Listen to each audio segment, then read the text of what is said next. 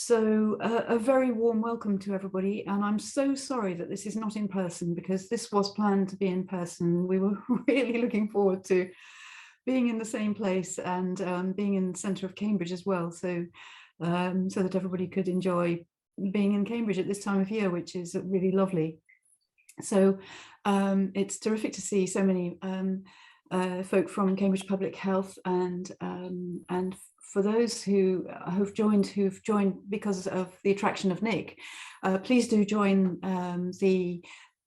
join Cambridge Public Health to hear about other events. So that's really it's great to see, you know, a real diversity of membership. And just a quick note of introduction: Cambridge Public Health is an interdisciplinary centre of the University of Cambridge, and it aims to bring together the diversity of the university for the benefit of human health and human society well-being, as it were. And we have research pillars in which inequalities is a major is one major pillar. There are others, and I ask you to go to the website to kind of look at all the details. And we also have cross-cutting methodologies. So the idea is to try to bring people together in different ways. So I'm Carol Brain, and I'm based in the clinical school, and I'm co-director along with John Clarkson, who is a systems engineer, and the interdisciplinary centre is actually based in the Department of Engineering and is therefore in the School of Technology, but led from the clinical school and the School of Technology. So we really embody interdisciplinary working, and hope that we can support new and important work to shift basically shift the dial, to use Anne Johnson's terminology. So today we have this fantastic opportunity, and Nick, we're so grateful to you for joining us. So Nick is the Mayor of Cambridgeshire and Peterborough, and he was elected became mayor in May 2021, and he, by election of the residents, which is you know, a no mean feat.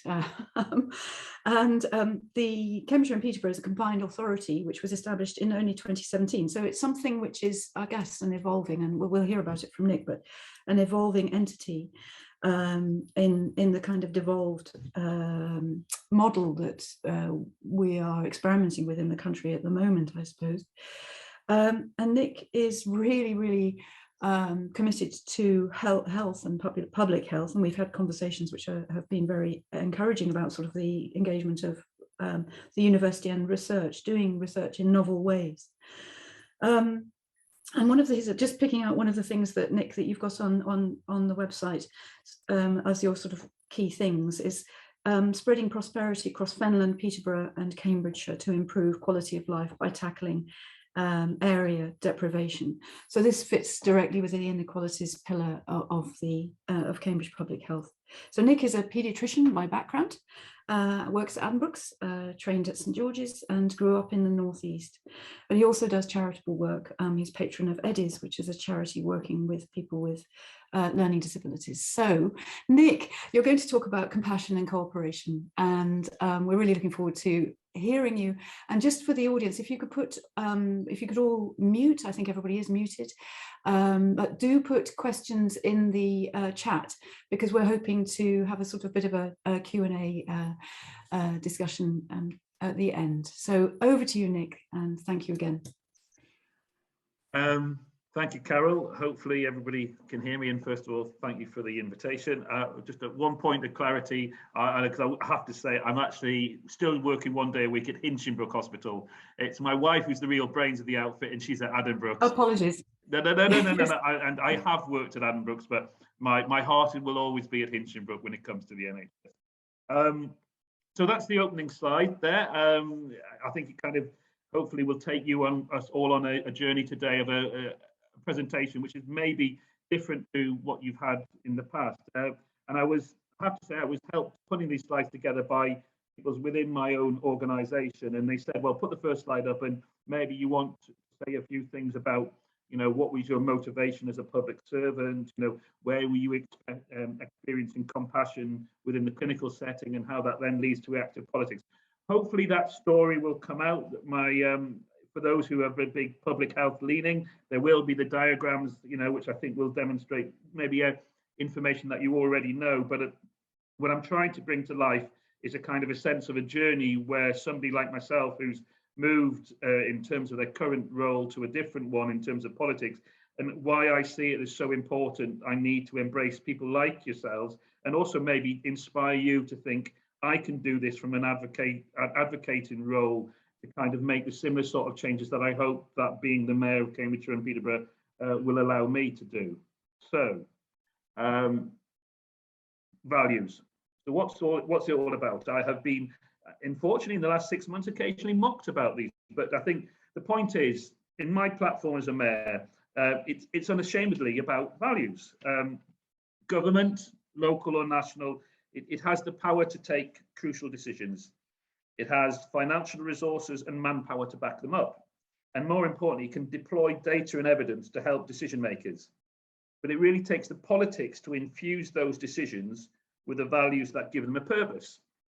So I came to this, the 3 C's, and that's what I offer the electorate. Compassion, cooperation, and community. And it is really, really important to understand when people within my own organisation, they get worried about getting it mixed up or forgetting. It says it's easy. If you start with compassion, it doesn't matter where you are, if you're talking on an individual basis or within an organisation. If people really see that you care and what you're trying to achieve is one of compassion, they will cooperate and they will then deliver for your local community, your work environment, your villages that you live in, towns, counties that you want to represent. So that's why I'm determined that the 3 C's should shape the decisions that we take within the Combined Authority Board during my term of office as mayor. As my colleagues at the Combined Authority never cease to remind me, the organisation was set up under the devolution deal with the government in order to be the guardian of economic growth in our area. So what does that then mean in practice to apply 3 C's to a sort of relatively newly formed combined authority that is supposedly all about growth? Well, it's about putting into practice what I have started referring to as life belt economics and the idea of good growth. In simple terms, and I've actually been on public record saying this in a board meeting, there is more to life than money. If rising prosperity does not make life better, healthier and fairer, or exhaust the resources our children will need for the future, our economic project is flawed. More and more people are beginning to recognise that. We don't just need growth. We need growth, but we need good growth. Our aim is not simply to increase our income, but to increase our area's wealth in a way that is driven by those values. So we've got a devolution deal. That's between the government and Cambridgeshire and Peterborough, and it established a programme of investment in our economic future, and with the particular aim and ambition of doubling the size of the economy. Now, in the past, we have tended to focus narrowly on the target of doubling GVA, gross value added, and I believe neglected the significance of investments we are making, even though the board has in reality picked investments that do address the issues of fairness and sustainability. But growth and investment choices go together. It is only because we invest in the future that we can look forward to sustainable growth. And it's the investments we pick reflect our values and our foundations of the future. So, not relevant to public health. I'm not saying this is particularly any sort of spiritual values, but it's a slide which is there to show my roots. For anybody who knows the Northeast, that's Hexham Abbey in Northumberland. It's a market town in Northumberland. And interestingly, growing up in a market town in the Northeast, there are some things for me that resonate with the market towns of Cambridgeshire and Peterborough. For those who know anything, I'm the son of the 60s, just born at the late 69, just after the moon landing. And I benefited from what I can only say was maybe one of my guiding principles, sort of the old strong family values. Now, that's not my mum, that's my grandma, bless her. But having that sense of stability and a strong sort of family background, I was a kid, it was a happy kid with a terrible haircut, but I'd like to note that I was wearing a red tie. So maybe even then, my future political alliances were coming to the fore.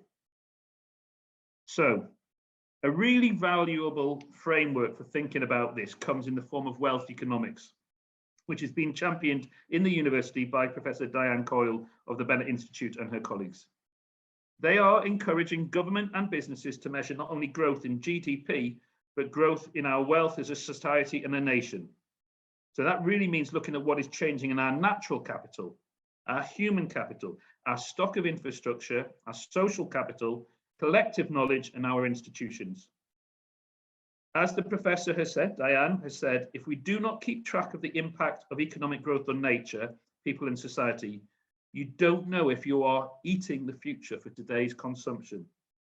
These 6 capitals approach is beginning to command wide support. It even featured in the recent G7 summit communique. Versions of the 6 capitals have been adopted by responsible businesses in the UK and globally. And this brings me now to the donut. Another way of coming at the same thing is Kate Rayworth, Donut Economics. And I was really honoured to be sharing a chat like we are now with Kate at the start of the week. And this particularly considers the natural boundaries on growth, what we call the ecological ceiling at the top there, and sets out 12 dimensions of the social foundation.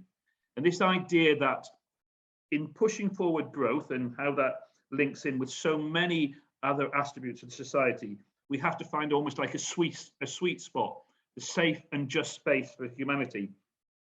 I have to say, I find the issue of where you're falling through the hole in the middle, the one where I feel my natural political instincts come out, because I look at this sort of social foundation, and it's where I kind of feel it's where I understand where if you have insufficient income, if your education is not, if your health isn't up there, that's where you fall through this hole. The challenge of trying to look at what's an ecological ceiling, and I think that's one for the wider society, and maybe people in this talk would be able to articulate it more. But when you start acknowledging and understanding where ozone layer depletion or freshwater withdrawals or overloading of nitrogen and phosphorus loading, that's for other experts, but I understand there's a problem, and it's kind of where we have to work from using all the experts in all the areas to kind of focus our economy in that sort of sweet spot. These insights are exactly the ones which are guiding what I'm doing at the Combined Authority. We are beginning to consult businesses and the public, and it's a new approach, a local economic strategy. So from this, if I could make one plea, I haven't got the web link, but that it is out there now, released from the Combined Authority. Please feel free to use your expertise and say where we're going right, because this is what I call the life belt economics, reflecting at the same time a 6 capitals approach, the climate and nature infrastructure. And for the record, Kate Rayworth, who I was talking to on Monday, she was more than happy for me to kind of rebadge the idea of a donut as a life belt. In fact, she said it was something she considered herself, but apparently it doesn't translate so well across the around the world.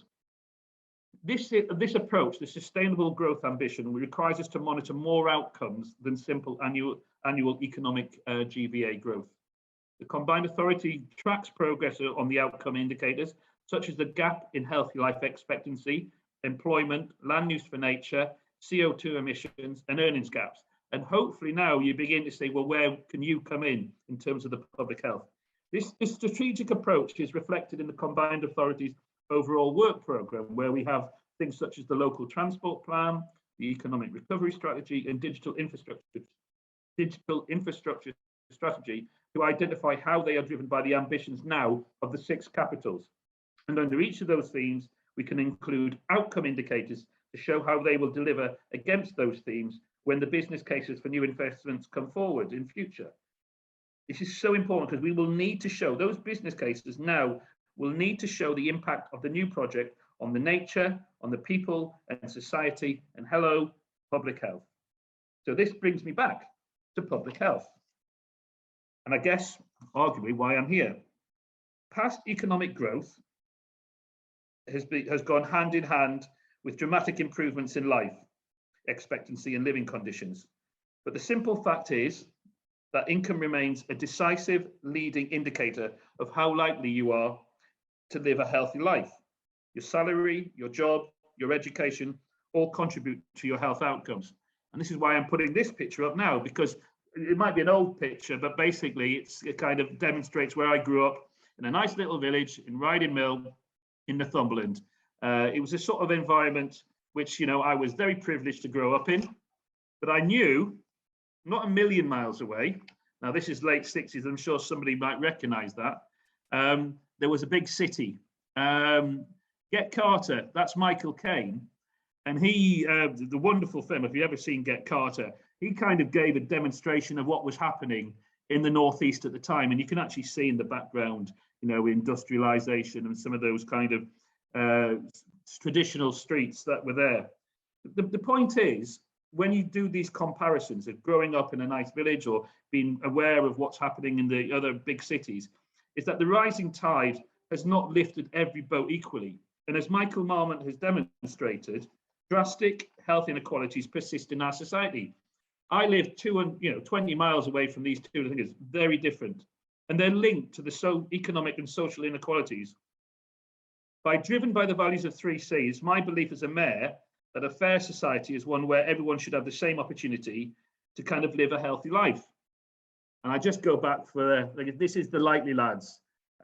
This was a comedy in the 1960s that demonstrated kind of what the kind of young up and coming lads would do. But then for anybody who knows anything about, and I am often defined by television programs, they then became Whatever Happened to the Likely Lads. And this was something that as a kid, I used to always watch on reruns, and you can still get them everywhere, but it was a kind of demonstration of how life was changing from a kind of more industrial thing, and how aspiration, Bob on the right there, the guy who moved out to the Elm Lodge housing estate, very reminiscent of my own parents, and then Terry Collier, a guy who was kind of often down on his luck, but kept the kind of traditional, or was often out of work.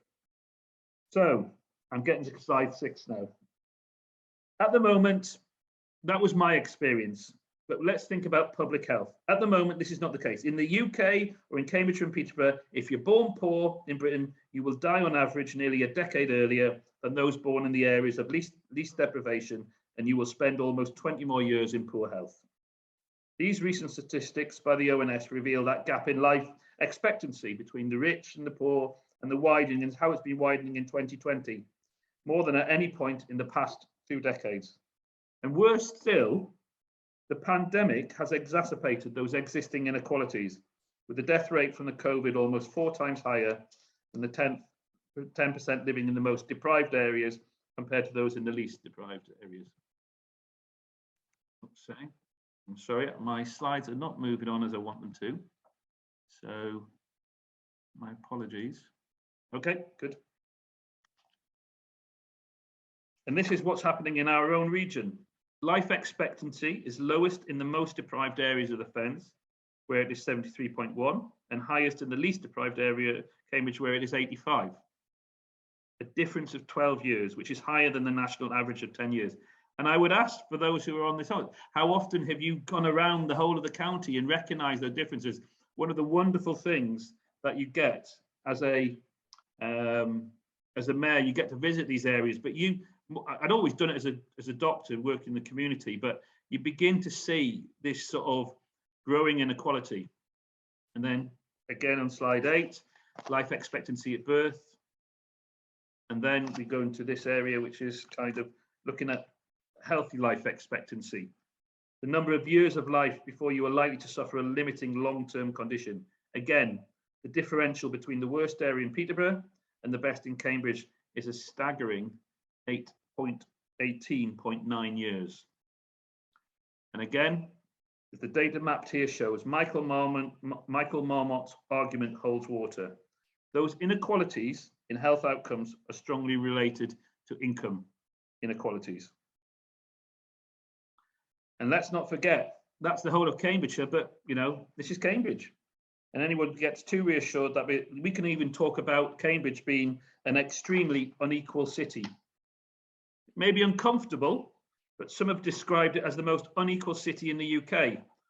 Although, as all things are, there's an argument between Oxford and Cambridge as to which is the most unequal. I don't think it's one that we really want to win, that one. So within Cambridge, the healthy life expectancy differential is 14.3 years. And the differential in annual income between the richest and poorest part of the city is 18,900. The logic also works the other way around. Economically speaking, health is wealth. Poor population health slows down the economy and it restricts growth. And I am so keen to get that message across at the board. It's there because the Confederation of British Industry, CBI, is already estimating that poor health will cost the UK 300 billion in lost economic output alone.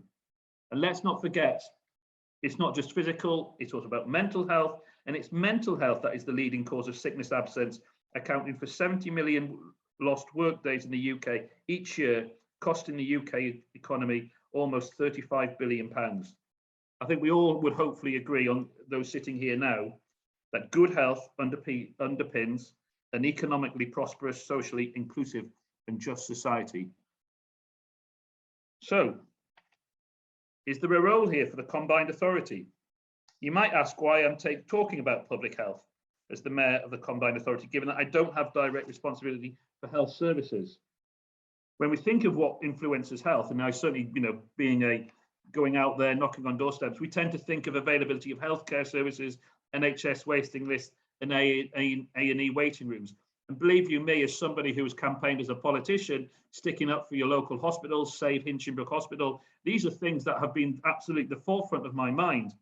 But actually, it's more than that. And it's a bit of a confession for me. I got taught about public health when I went to medical school, but it wasn't a big thing within the curriculum. And yeah, I knew some of the history of Typhoid Mary, the Snow's pump, and in London, but it didn't really focus my mind. I wanted to get on the wards and do my things. But here we are. What does it kind of show me now as a politician? Research shows that as little as 20% of a population's health is linked to the actual access to a healthcare. For those people coming to see me, the other 80% is determined by the circumstances which you are born, grow, live, work, and age. Factors known as the social determinants of health. Point is, I'm often asked, how did you end up coming into it? It says, I get, as a doctor working in an outpatients department, I could look at the notes of people, even before I brought them through the door, called them in, and I could look at where they lived. And, it should not be that postcodes come with a health warning when you're talking about children's health. It should be with anybody's health. Let's go back to that diagram. It's broken down, 40% influenced by social and economic factors, including education, employment, and income. 30% driven by health behaviors, including diet and exercise, alcohol and drug use, and sexual activity, and 10% by the physical environment, including air and water quality, housing and transport. And do you know what? Within a combined authority, within your district councils, within your county council, there are people making decisions, be it around the housing, be it around the transport connectivity, which are directly linking into these aspects of health. And the real trouble is, I walked into my own organisation and people didn't know who Michael Marmot was. They do now, and that's part of my job. But that was one of my biggest frustrations. Anyway, let's take a break. I don't suppose many people will recognise these, but one of these guys here is one of my heroes. Ian Lefrene, he's the guy in the dark glasses, and Dick Clement. But anybody who knows what I was talking about, showed those pictures before, the Likely Lads. These guys, through their sense of kind of writing good quality sitcom humour, whatever happened to the Likely Lads came later, they, to me, sort of articulated sort of some of this kind of journey and how I then sort of saw my life going forward. It's always dangerous sharing pictures of yourself when you're younger, but the rather sullen looking young man there was somebody who kind of was growing up in the Northeast. And the school here, the reason I showed the picture before was actually Ian Lefrene, who I have since met, written to him, and I've met him in person. He was actually went to the school long before me, but I kind of felt the connection with him. So this is Dame Allen's in Newcastle.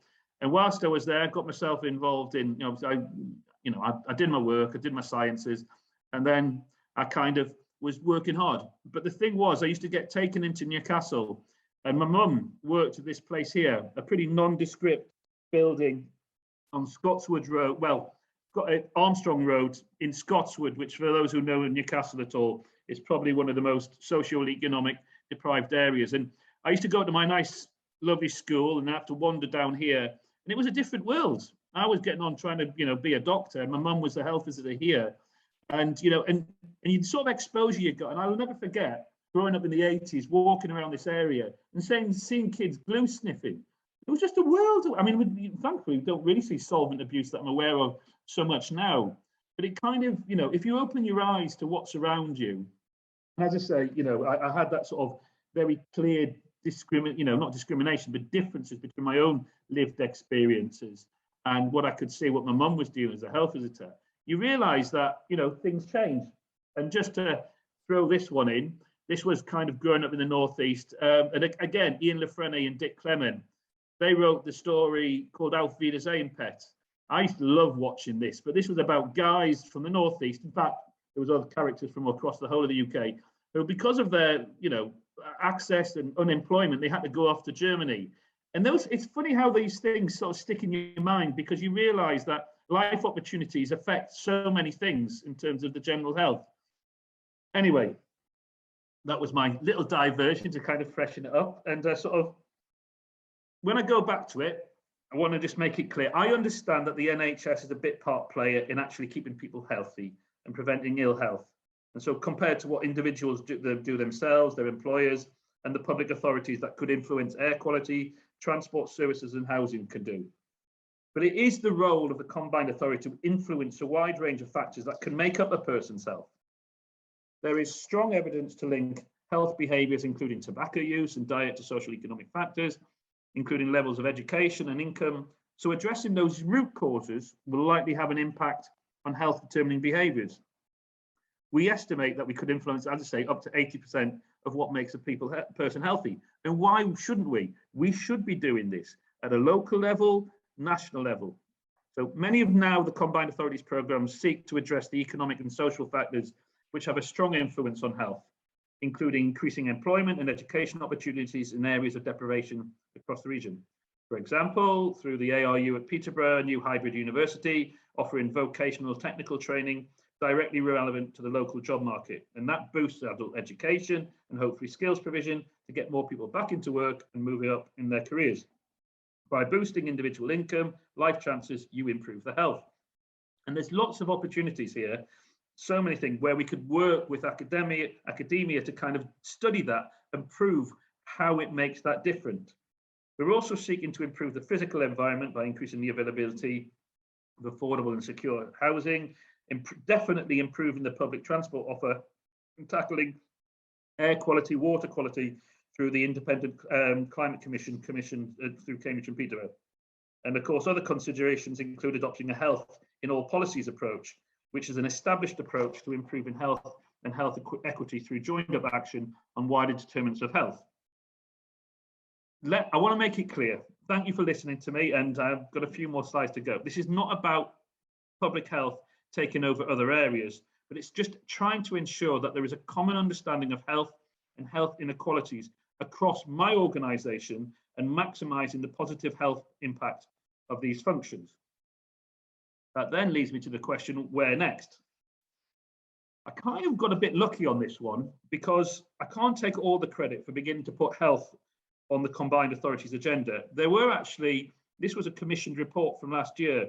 And I remember when I was out campaigning, I'd gone through the website and I'd found this, and it was incredulous for me because I thought, you haven't acted on this. This had already been commissioned by the combined authority and it had been put in the too difficult box. So this was a report done by Dr. Andy Wood. I immediately embraced the message of its title, Health at the Heart of Every Decision.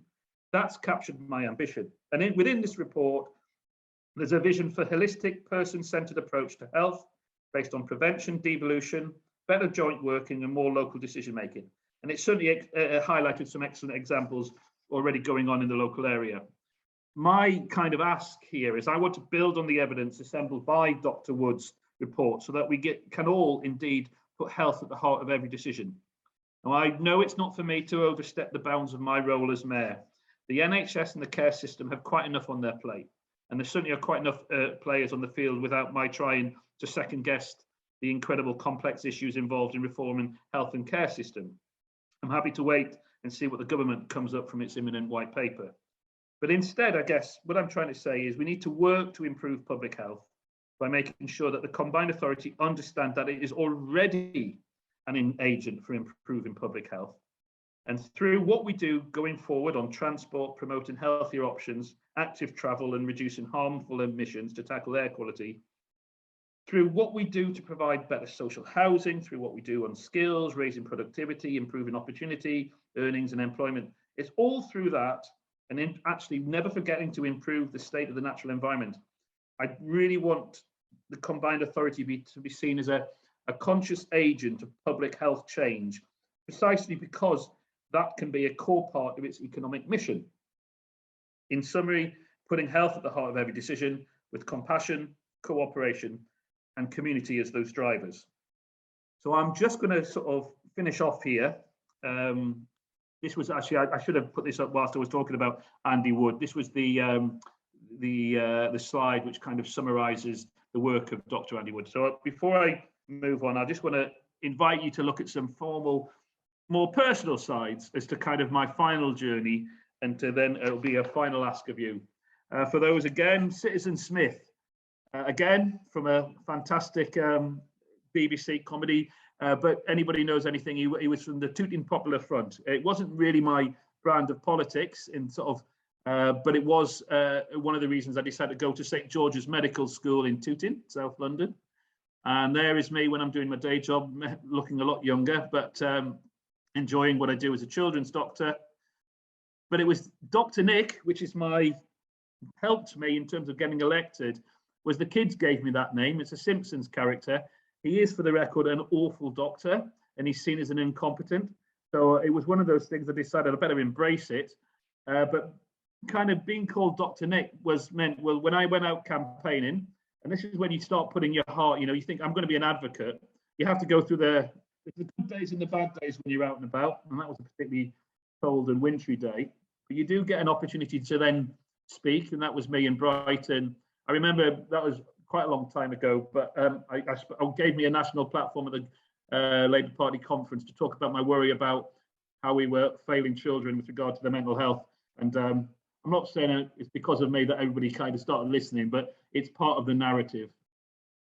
And then you start getting a bit more thing, and that's me again looking possibly young, but I did the mayoral thing, and I have to thank Daniel Zeichner for approaching me as the sort of, why don't you put your name forward? And the important thing is that you must never forget who's behind you, which is my wife, the consultant from paediatrics at Addenbrooke's. But that's me signing my agreement to be the mayor and get on the mission of developing the 3 C's of compassion, cooperation, and community. That's me outside the office. There's lots of pictures like this now. And of course, you never forget, the Simpsons will always capture the idea from Dr. Nik to Mayor Quimby or Mayor Johnson, always being very careful. And of course, you then get to meet some of your heroes, political heroes. And, the reason I put this thing is Andy, who is I should say Andy Burnham, but I now know him as Andy. He's obviously been walking the walk and talking the talk as a Metro Mayor for some time. And I take great inspiration. I was very honoured when he came and visited. He's an ex-graduate of one of the colleges, Fitzwilliam, and he said, I'll meet up with you. So he was intrigued, and he came and had a look at the busway. He looked at the Queen Edith roundabout. He was quite interested in our scooter and electric bike offer at the moment. But also, I just put this up there because he's out there as somebody who has pushed the idea of a Marmot combined authority, and it's something I would like to kind of bring as a sort of a kind of focus for our organisation to delivering a Cambridgeshire and Peterborough Marmot combined authority. And I always want to finish. This is my mum and dad, because in truth, they were the ones along the way who gave me the ambition to be to believe in standing up, and they gave me compassion, cooperation, and community. So thank you. I will stop sharing. Thanks, Nick. That's absolutely wonderful, and finishing with your parents and values. I mean, that brings us back to kind of that instilling of values across the life course, and the life course, your experiences in young life being so incredibly important in shaping the rest of your life. I love seeing all those images of the programs, and of course what you highlight there is art. You know, the role of art in capturing the way that we are, but also the way that we might become. And so science fiction, but in what you were putting forward with the real inequalities. I remember the slag pits, and I think it was a body that went out on a out to sea on a slag pit, doesn't it? Yeah, I think Get Carter. It's a great, yeah. For those who've never seen it, it is an absolutely brilliant film. Gritty, in some ways, it damaged Newcastle because it was such a good film, and it was very much the Michael Caine at the height of his kind of 60s things. But it kind of him walking in as the Cockney geezer walking into a pub opposite the central station, and there was just surrounded by guys in flat caps. It just reimposed a sort of maybe a negative stereotype of the Northeast for many years, which ironically, going back to the thing about culture, absolutely. If you go up the Northeast now and you look at what's the buy-in from the Baltics flour mill down by the quayside, the Sage kind of music centre, it's a city that has changed and benefited from investment and life chances. And I'm a real advocate for trying to kind of focus on all areas of the economy, and that's arts and culture, as much as we're very lucky in the area, the positive only last week I was AstraZeneca, seeing what they're bringing in terms of investment. But we should never forget there's many kind of areas to the economy. Yes, indeed, indeed. And your very striking note about going around the community and really understanding it. It's when you do field work. So for us, it's when you do field work, epidemiology, or you're in practice as a public health practitioner. And we have some on the, on the Zoom today, that you really begin to understand community and the fact that the challenges, but also the incredible resilience of many communities that are living with great disadvantage. That people are amazing in the way that they can be very resilient. And that your example of the glue sniffing reminded me of a time when I was in Orkney, opposite visiting an old ruin, a really ancient ruin, and there was a housing estate. There was a big road, housing estate on the other side, and we were walking around this ruin, and there was somebody shooting up heroin. And that was very striking. And I thought, there are the extremes everywhere of poverty and adverse, real adverse experiences for people growing up. So I think there are lots of questions coming in, which is great. I'd like to ask you to just talk a little bit more, though, about commercial determinants and your approach to that, and then I'll come on to all the questions. Do put your hand up as well if you want to ask a question in person, because you can unmute yourselves. We can't see you, but I'll go to the chat questions first. But the question to you, Nick, is in the Wood Commission document, it has diet and physical activity, I think, as being, as it were, you. But actually, we also know that is incredibly determined by your environment, and particularly the commercial determinants for nutrition, the commercial determinants that surround you as an individual. And so I would perhaps ask you, how are you tackling those commercial determinants? Because those are the very entities that you want to bring on board for the prosperity as well, for the benefit. That is a difficult question to start with.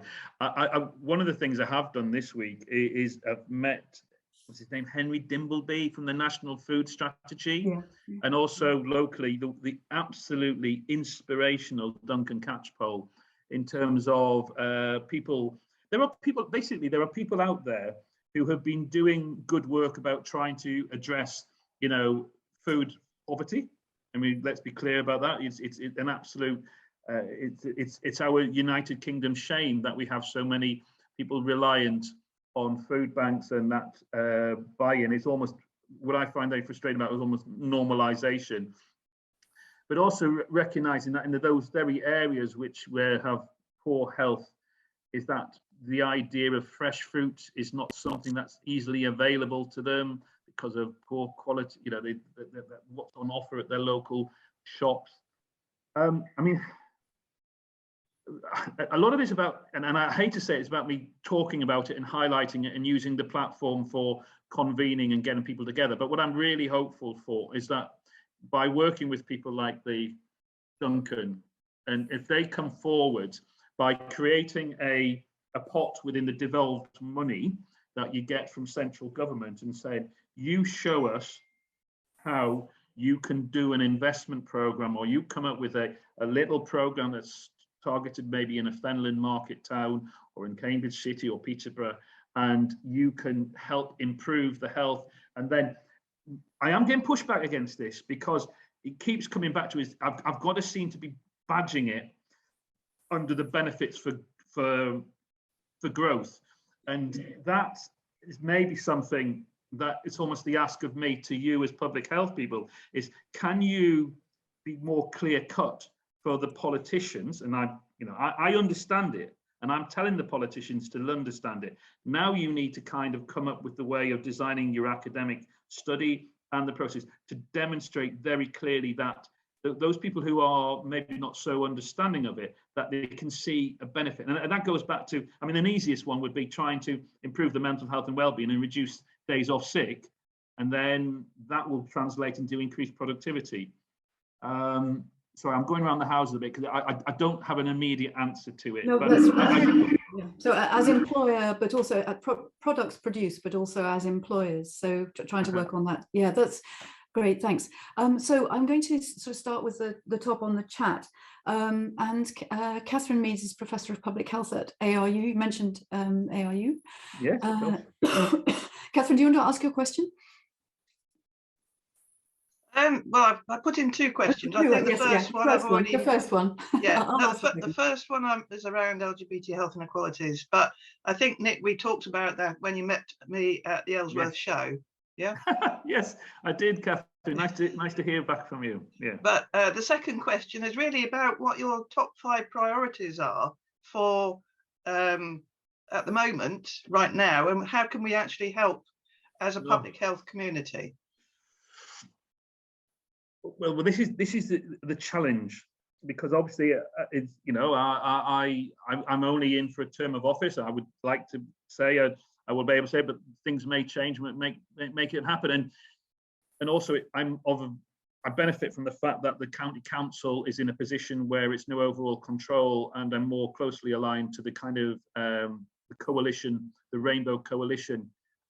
Working within public health, obviously with a link to county council, is trying to kind of pull the two organisations together. So if there's anything that can be done in pulling politically the county council and the combined authority closer together, that will help. But my priorities is about, in order that you almost want some deliverables, and from that point of view, I'm really keen that the application we've made around a bus services improvement plan will hopefully come and deliver franchising, which then in the course of time improves the availability and working with the operators, more frequent, regular buses, and running at all times. So that helps address the inequality of access to education and inequality of access to employment opportunities. And we already have a pilot project running in West Huntingdonshire, which is almost like best described as an Uber for buses, which seems to be really gaining some traction in a kind of way of delivering transport and for people who are relatively isolated from a rural location. And there's plenty number of rural locations in Cambridgeshire, but also then making it less likely that they're actually doing car journeys. I've got a real push now around some of the ideas of our which came out of the Climate Commission, getting my own organisation to work on things where if we're asking for external partners to come in, that they are very compliant with the kind of net carbon zero ambition, as well as working with, so if people want to apply and take grants from us, we need to look at their, what their plans are, that they're not environmentally damaging. I could talk about so many different angles. Unfortunately, I mean, I'd love to get more involved in the housing, but if I'm going to get the income stream around for kind of retrofitting houses, as well as trying to up the ante around affordable and social housing provision to deal with that social inequality and the costs that come, living in certain parts of our area. In answer to your question, Catherine, any support is welcome, but it's about that mission, about never stopping individually, but also within our own communities, keeping the message that compassion is the way to drive cooperation, and cooperation is the way to drive community change, and be unashamed about it, about talking about the messaging that you're coming from the combined authority, because I think, and I've seen it, I think people want it. I think it's one of the reasons I got elected, and I would just challenge you to keep doing the good work that you already do in public health, and come and engage with us, the combined authority, and challenge us more about, call us out if we're not thinking enough about it. I am hopefully, by talking at this thing, that it shows a willingness to cooperate, but keep challenging us. Thanks a lot. So there is a sort of follow-up question from James Smith, who is a sustainability fellow at Darwin, and also leading teaching within the clinical school, along with Anne Swift, who's also on the call, on the Zoom. And he's said, in a best case scenario, after 1 and maybe 2, I don't know what your wife would say about that, how would Cambridgeshire be different? So you've already talked about the transport. So presumably you'd hope that in a relatively short time that there will be we'll be able to see the difference in transport. I mean, with Cambridge per se as a city, I would like to think that there will be a shed load more zero emission buses. We will have really pushed the agenda around active travel in terms of trying to move people. I mean, we're very lucky to a point in Cambridgeshire. It's relatively flat, and we're seen as a Cambridge city. My argument, my comeback is, if we can't get more people out of their cars, using public transport, and also doing safe, confident and safe cycling, walking, this idea of creating what we call 15-minute cities, where people can live and work and not rely on sort of the carbon economy of around, moving around with their diesel cars. No, and we're looking at sort of 15%, reduction in the traffic, and it's going to be, and the traffic that is coming in is going to be more electrical vehicles. They're not as accessible for most; they're very expensive. So we need to have an ask where people who are then also coming in from further afield, and for those who live in Cambridge who can't actually afford that direct change to hybrid electric cars, that they've got a very viable opportunity, and just changing the mindset. We can't not do it. I mean, I'd like to see with that obviously an improvement in air quality. It's, within the last month we've had quotes saying, "No, stay inside because the air quality is poor." That's just not good enough. In truth, I am the mayor for Cambridgeshire and Peterborough, and I really do want to kind of really see some of the. I mean, I would love to see that places like Wisbech and the Fenland areas, they are beginning to go up in terms of, it's something like that terrible tables of deprivation to move Fenland, considerably further up by getting more inward investment. And there are things that I'm really keen to do about the connectivity with regard to possibilities of very light rail between Wisbech and March, and then helping opportunity there, likewise in Peterborough. But let's hope the academic, the success of the NERC, one of the UK research institutions, has funded Fenland for work in the Fens on sustainability, but it also includes all that business and community engagement and health. So that will be really terrific. I mean, I'll make it vaguely political. The other thing I absolutely see is that when people are looking to come to this area, and we are lucky that Cambridge and Peterborough attracts inward investment because of the success stories of the many companies that are already established. I really, really want to see a rebalancing of that inequality. And time and time again, I'm asking for companies to reconsider, if you're thinking of coming here, why don't you think of East Camden District? Why don't you think of Peterborough with its new Anglia Ruskin University opportunities? Think about, you're not a million miles. If I can provide improved levels of connectivity where people feel that it's reliable and move away from it, because the biggest worry, I think, for South Cambridgeshire as a sort of surrounding necklace of Cambridge City is more and more housing to deliver, because more and more people are working in the local area, and it's kind of rebalancing that, because the potential environmental damage around the chalk aquifer, water extraction, and the stress that comes with just more people living in an increasingly crowded area. I can't stop developers wanting to build there, but it doesn't mean if I don't support it and I'm looking and challenging and trying to move the narrative, that would be another thing I'd like to say. There's a lot I don't want to see changed in Cambridge. It's a beautiful city, but the challenges around congestion and air quality, they would be something that even in the next few years I'd want to kind of make a big change to. Yeah, okay, thanks. So Peter Lantoff had posted something about the older population. I mean, there are lots and lots of questions, and thank you for putting them in. I don't think we'll have time to get to them, and thanks for pasting in also links to things that are going on and mention of other research projects. We'll keep the chat because I think we will run out of time. But yes, how are you thinking about the older population, the aging population, and the fact that this area is set to kind of age over the next decade?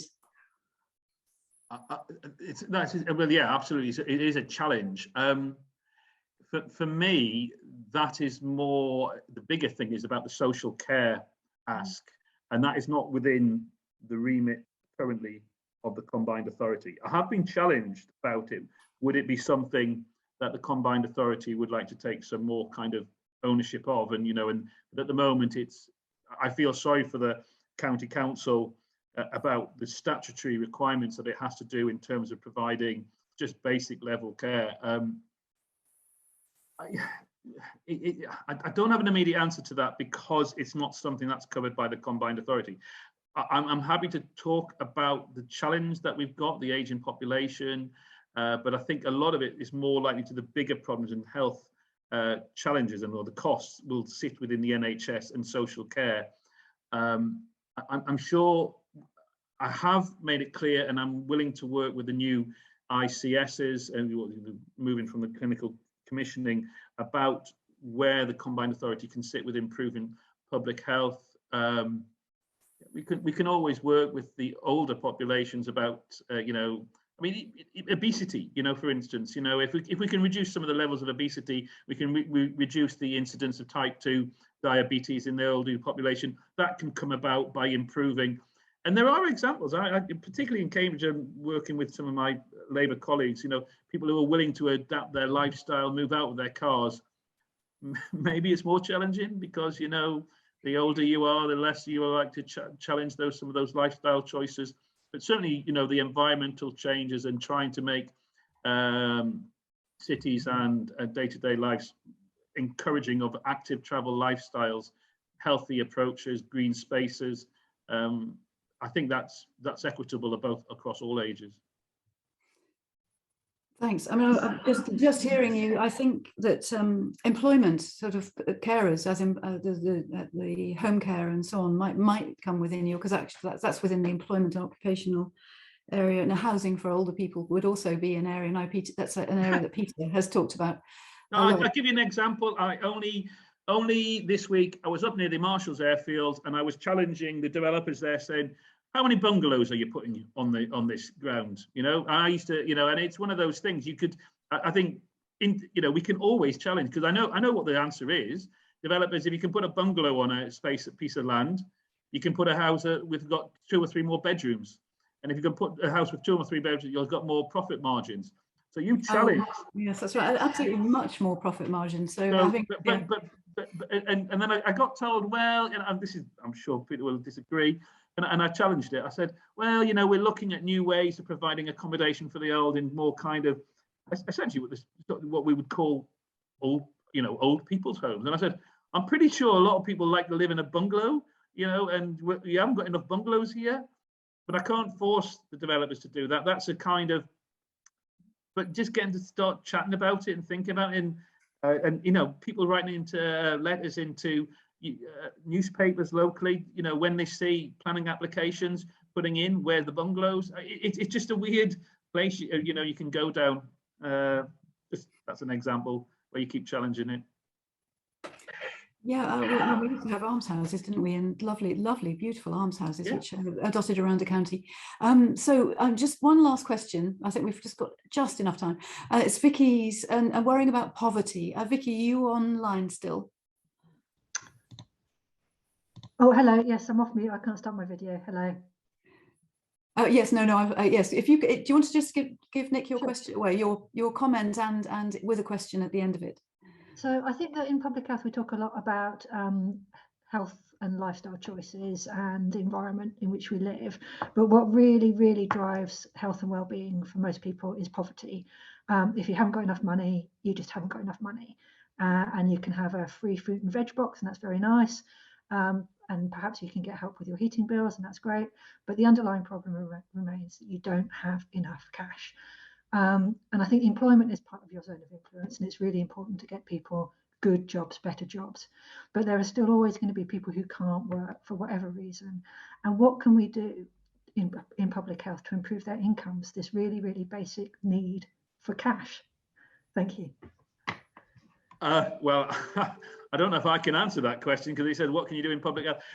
I know that from in the combined authority, there are examples of trying to get people back into the working environment who previously have been long-term unemployed. And I think a lot of investment in that area is worthwhile. I think it's trying to stop people getting into that position, making sure that when you have people struggling around their mental health, I think you need to encourage employers to take more responsibility for their workforce, and more do, because they realise there's some benefit in it. For those who never make it in, that is a real challenge. For some people who can never come into the workforce, that comes back possibly more to kind of support through central and government, and the ability to kind of fund those at an equitable level.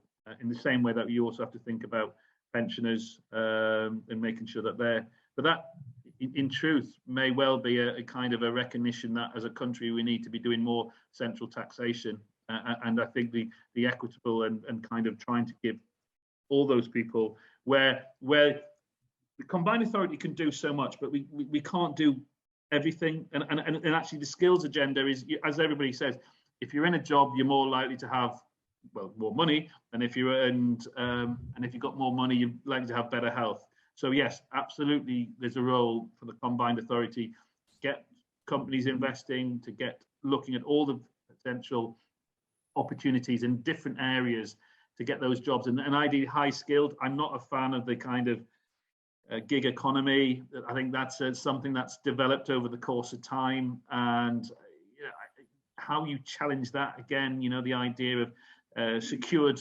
work rather than kind of, sometimes I look at things that come along, and I know there's a whole host of, there's loads of job opportunities around at the moment, but if they're kind of half jobs, and they are vaguely reminiscent of people going down the docks and just turning up, and will they get a job, will they not? And I think there is some real challenges about how that, how the sort of economy we want. So that's certainly for employers as much as anything. So thanks very much. That brings us back to the compassion angle in work, good work. So Nick, I think we've come to the end of the time. It's 12 o'clock. Thank you so much for sharing your thoughts with us. It was really great, and we look forward to working with you and your teams and making the most of your time as mayor, helping you to make the most of your time and having those impacts. So thank you again. Thank you. It was a real pleasure, and thank you for the questions. I'm more than happy to engage with people that can be contacted. I hope it's a narrative that will continue. And yeah, I am ambitious. They may change the way that they do the elections, but if the message of the importance of compassion and cooperation and community is at the forefront, and people actually say, well, if that's the mayor and he believes in that, it doesn't really matter what the politics are. If they believe that actually that's the way to do local government, then maybe it's not so much about reliant on traditional voting patterns. I will just keep up the good work from that point of view. Thank you, and it's certainly an impact on politics as a whole. And thank you to everybody for attending, and to the team for organising everything. So thanks. Thank you. Thanks, Carol, and all the best. Have a good week. Bye. And you. Bye-bye. Bye.